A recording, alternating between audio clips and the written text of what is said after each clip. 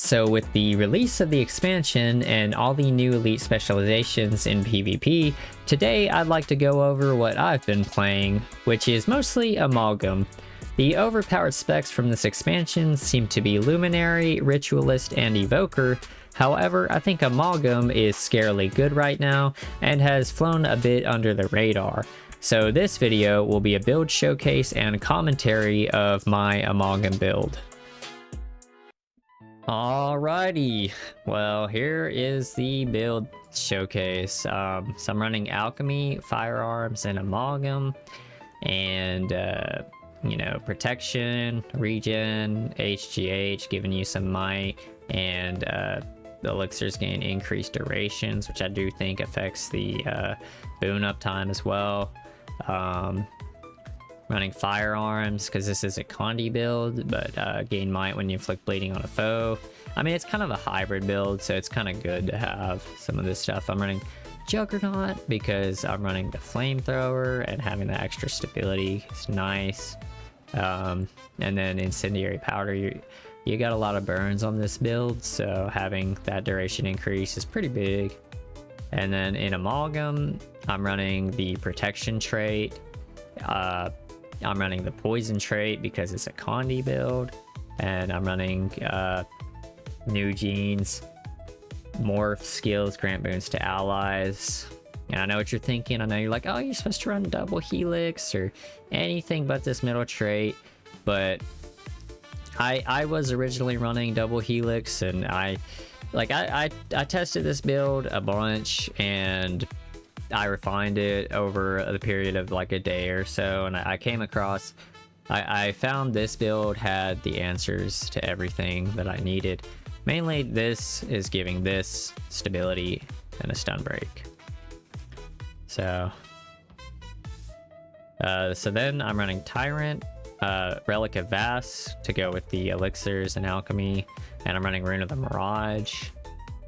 And you know, you're probably not thinking this, but you know, if you play Guild Wars a lot, you're probably like, oh, where's your movement speed? And that's where these two elixirs are also going to come in, but I'll get to that in a second. So I'm running the Spear, Cleansing Energy. You can run Balthazar Energy. I don't know what it's actually called. Smoldering. You can run Smoldering Energy, but I found the extra Condi cleanse helps more than the extra burn duration. But if you do run that, your burns are going to last significantly longer. So yeah, these two elixirs are going to synergize with the Relic of Vast, and they're also going to give you swiftness, so you can use these when you're rotating in between nodes. I'm running the Gaseous State. This is your stun break, and it's also, once again, a little bit of mobility. And then I'm running the Flamethrower because I think the Flamethrower 5 is extremely overtuned, and I'm trying to abuse that. And then the Amalgam Elite, which is a very strong elite skill. So it's excellent. You really can't ask for more than this when it comes to an elite in PvP. I'm running the this skill, the Shred, I guess. It's a projectile, actually. 900 range projectile. It actually does pretty good damage. It hits pretty hard. Cripple, immobilize, poison. And one of the big reasons that I'm running this is for the super speed. See, the second, like the Predator Strain, the Rapacious Strain, like the second part of the ability is when you morph, you'll get that. So when I'm in combat, I have some access to super speed, because I was running like this one, and you know, like this one has stability, this one does, then they both do like a lot of damage and poisons and stuff.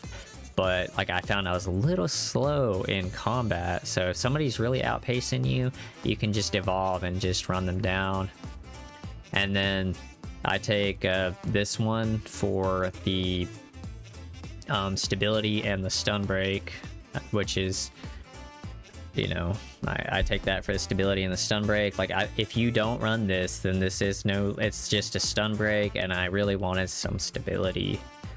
But then if you take like double helix and you run this, then it's not it's stability, but it's not a stun break. So then you can still get easily CC chained if you just like aren't preemptive about getting your stability. And it also works like when you activate this skill, you are going to, whenever somebody hits you, they're going to take the thorn damage, and then they're also going to get poisoned from this trait. And then when you morph, whenever you hit them, you're going to hit them with thorn damage, and you're gonna hit them, give them poison as well. And then I'm running the shield block. Alrighty, so this match was a pretty decent match. Like, I think there was a decent amount of plat players in this game.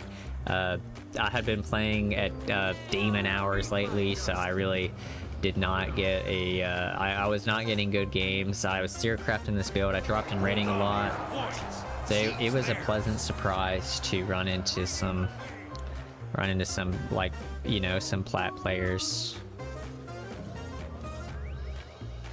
So off the opener, I immediately noticed that our guy relogged, and so I wanted to play semi-defensively in this team fight. I wasn't really sweating the details. So I kind of go in aggressively, and then I kind of back up.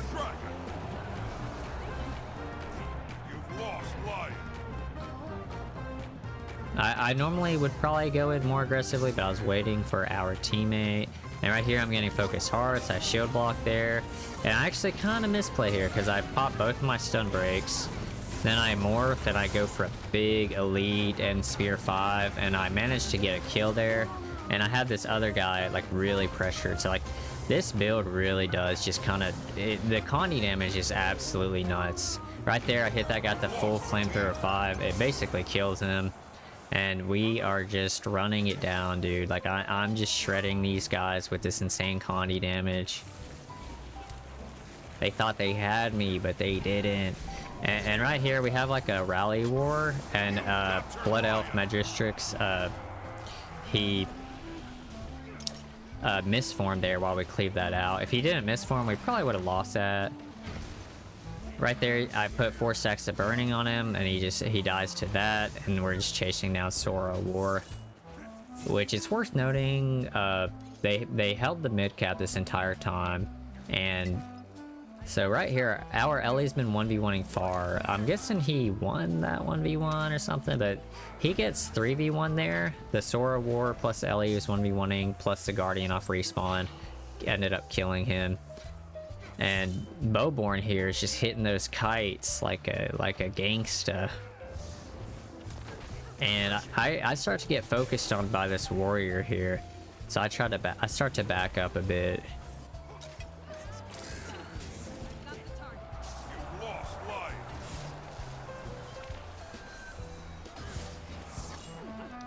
And this warrior's still focusing me. He has a ton of CC. I tank the Gale Shot's ability there, and I just get CC down and I get killed. But I didn't rally Jetty there.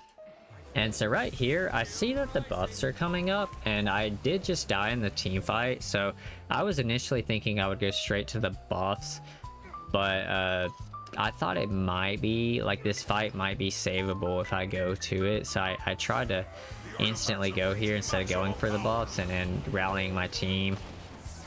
And it looks like it's pretty solid play. I elite here, kill Bowborn, and we cleave him out. So yeah, we end up winning this team fight because I decided to go for it. Then we get sword buff there. I'm kind of playing toesies with this elementalist here.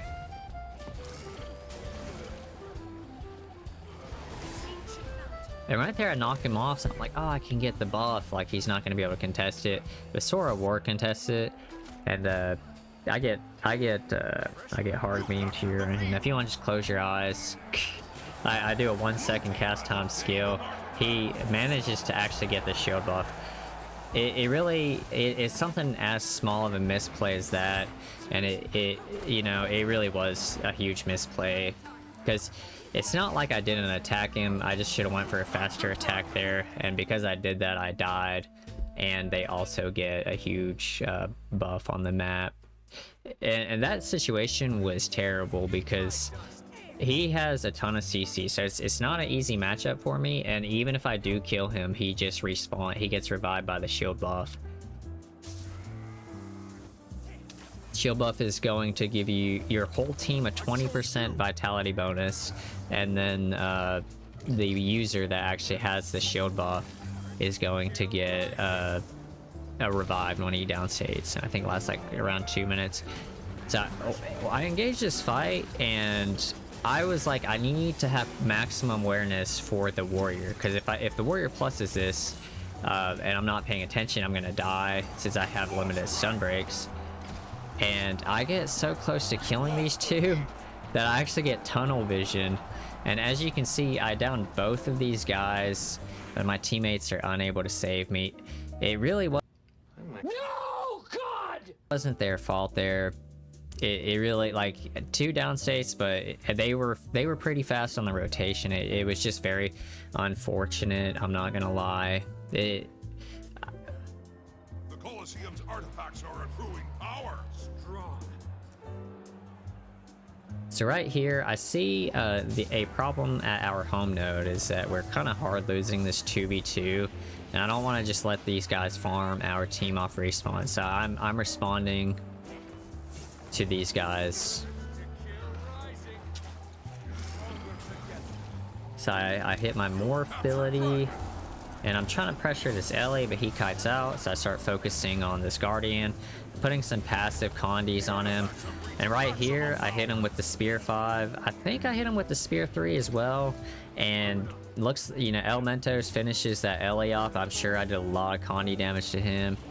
And I finished this this Guardian off here with the flamethrower, the Giga Chad flamethrower.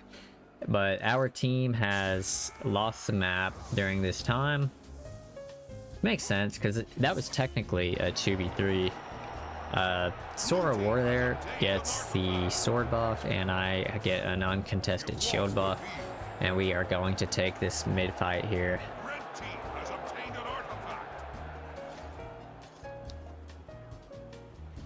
So I will say, it is of my opinion that this build is pretty high skill ceiling. It's really not the easiest build to play at a high level in my opinion, but if you can play it at a high level, it is extremely effective.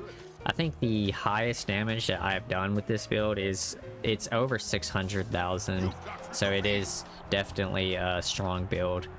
The general role that you want to be playing with this build is you want to be focusing on the team fights. You really want to focus on the team fights, but if it you know, if the situation comes up and you absolutely cannot, like, you can't not take the team, you have to side node, then this build is capable of side noding as well.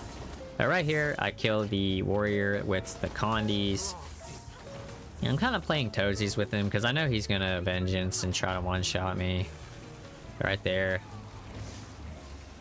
He interrupts my heal. Honestly, he blows a lot of my cooldowns here, but it doesn't really matter because I have shield buff, so I can easily get revived here. And Bowborn sees me low and he tries to kill me, but I just fry him. Fry him with them condies, boy. So a lot of the big combos, your big skills is Spear 5, Spear 3, Flamethrower 5, and your elite skill. If you're hitting multiple opponents with these abilities, then you're probably gonna kill multiple opponents. So I hit that guy with the ranged projectile, which immobilizes him, and if you look, he has quite a bit of burns on him. And I will say this flamethrower can go through walls and everything, so you can really kind of, you know, cheese the opponents by just hitting them through the wall. But it doesn't have a lot of verticality. If they're just like 1 frame higher than you, your flamethrower is not gonna hit, which is kind of crappy. But I Spear 3 that guy, finish him off. And Sora War here gets a sword buff. And to be honest, the fact that we wiped his team there means there's not much he can do, but at this late stage of the game, I'm not sure how valuable the buffs really are. I feel like it would have been better if he just tried to take the 1v1 far, probably. Looks like Duncan might have actually... He might have beat Salos in that 1v1 there. So I come in for Duncan, and Duncan, you know, he doesn't really have his cooldowns or anything. And honestly, this isn't a free matchup, but I feel like Engineer this build can easily win the matchup, but it's not a free one. And I hit him with just some burns, and he just died to that, you know? He just died to those burns. And I'm kind of cleaving him out because when you get super close to 500 points, it's pretty valuable to cleave out the opponents and get those kills. So I'm hitting him with the projectiles there. And I can just 1v2 this with Salos here because we just killed that Ellie. So this is technically a 2v2. I saw him CC'd there, so I just went for an easy flamethrower 5 burst. I thought he might try to kite up, but he didn't. And right here, I go for some big cleave damage, see if I can just meme him like right after he respawns. And I do. And I mean, the game is basically over here. However, if this game wasn't about to end, so since the game is about to end, it's best to just hold the home cap. It's very unlikely the opponent is going to decap that node, and that's like our win condition. So that's the place to just hold the home cap. But if the game was still going on, then I should have went far here and helped out my elementalist, which it looks like he really just won a 1v2 there. But yeah, so that's the match there, and I think I show my stats here. I get top damage, top kills, and I had 3 deaths, mainly from the warrior picking me out when I didn't have stun breaks. So, you know, if you want to see more Guild Wars content, Troubadour video might be coming soon.